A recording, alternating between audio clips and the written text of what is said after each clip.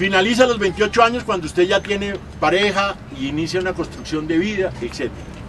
De los 28 años a los 70 años se da el tiempo del jaguar.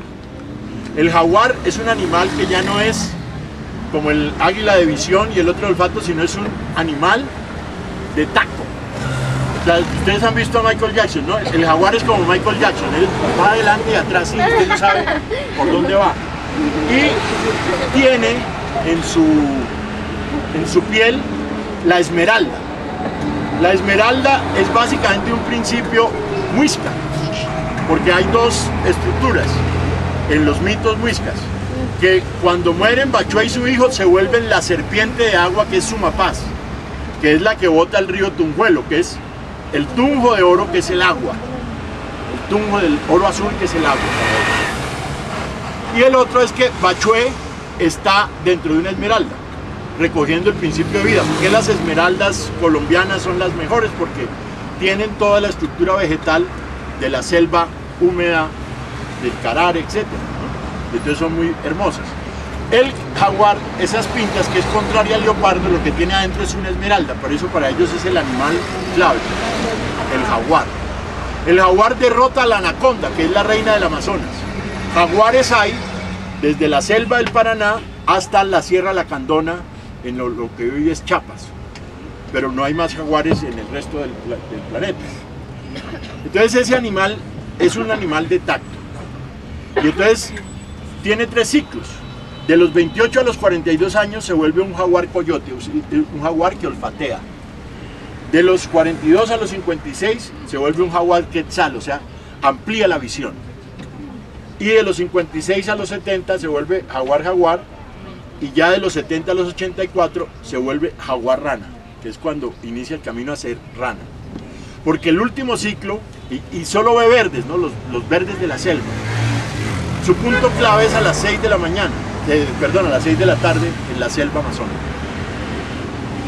Luego viene la rana, que es de los 84 hasta que uno se muere. O descansa, dicen ellos. Y ese rana es de las 9 de la noche a las 3 de la mañana, con su punto culminante a las 12 de la noche. ¿Qué hacen las ranas? Las ranas ven grises. Un amigo que se llama Muluk se metió a estos humedales y pintó, se volvía rana y pintó todo lo que veían, desde gris, con verdes. Lo que veía una rana en un humedal. Es una obra que algún día se las mostraré. Muluk, que quiere decir luna entonada en maya. Entonces, la rana ve grises y cuenta historias. Cuando croa, lo que hace la rana, que es croar, y sonar por la noche. Eso es lo que hacen los abuelos y las abuelas. Entonces cuentan las historias y lo hacen en esas horas.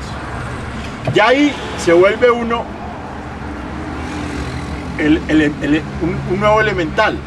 Y entonces se vuelve Sumapaz aquí en nuestra zona muisca, que es el mito fundacional. En México se llama Quetzalcóatl, que es la serpiente emplumada, que le dijeron al que fundó ese pueblo que donde encontrara una serpiente emplumada tenía que hacer la ciudad, que es hoy Ciudad de México, ¿sí? En el Baupés se vuelve Yurupari, que es el que funda los pueblos del Amazonas. En los Aymarás es Manco Cápac, ¿sí?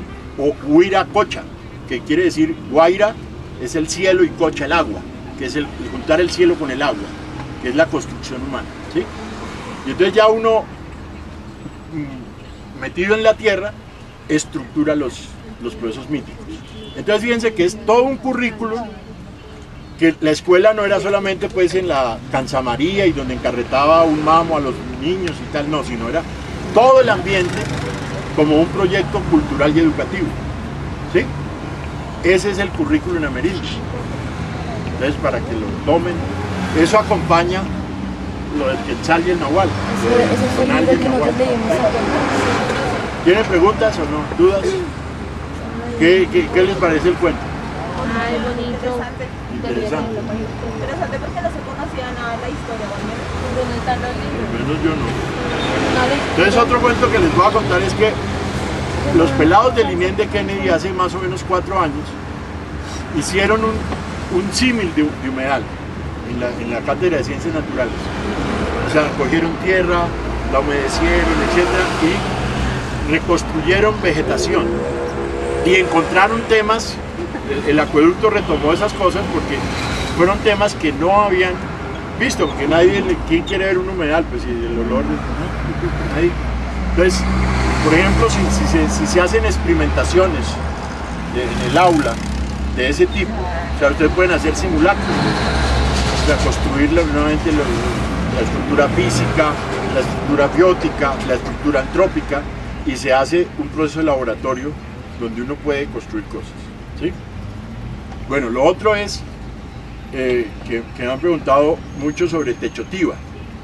Techotiva, que era ese, que les digo, ese cacicazgo de manejo del agua, era muy importante. Cuando ahí fueron, esa fue una zona de haciendas que las cogieron básicamente los del Colegio Mayor del Rosario, los dominicos, ¿sí? Luego se fueron vendiendo, etc.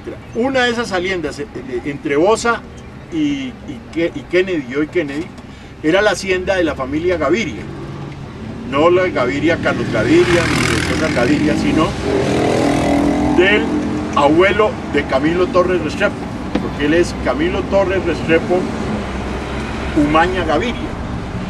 Y la infancia de Camilo, el cura sacerdote que construyó todas estas cosas, fue ahí, en Techotiva. Entonces, para que sepan que nadie sabe de esas cosas. Lo otro es que cuando se hace Ciudad Techo se hace básicamente porque Colombia fue muy importante para los Estados Unidos. ¿En qué sentido? El 9 de abril del 48 ustedes saben que mataron a Gaitán. Pero antes de que mataran a Gaitán se estaba haciendo la 9ª conferencia panamericana para crear la OEA, la Organización de Estados Americanos, en Bogotá. Por eso se hizo Banderas y la Avenida de las Américas, que era para llevar a los delegados desde el aeropuerto de Techo hasta el centro, ¿sí? Por eso se llama Avenida de las Américas y Banderas. Bueno, ahí vino toda la reestructuración de Bogotá, en pago de los favores hechos por Lleras Camargo a los Estados Unidos. Cuando Lleras Camargo es presidente de 1958 a 1962, se plantea un programa que se llama Alianza para el Progreso, y entonces hacen Ciudad Techo, que era la primera ciudad para recibir la migración de la violencia en Colombia. O sea, coincidió con la salida de un libro que se llamó La violencia en Colombia, que quien levantó los recursos para eso fue el padre Camilo con un amigo de él que era Emilio Urrea. Emilio Urrea era como el Juan Pablo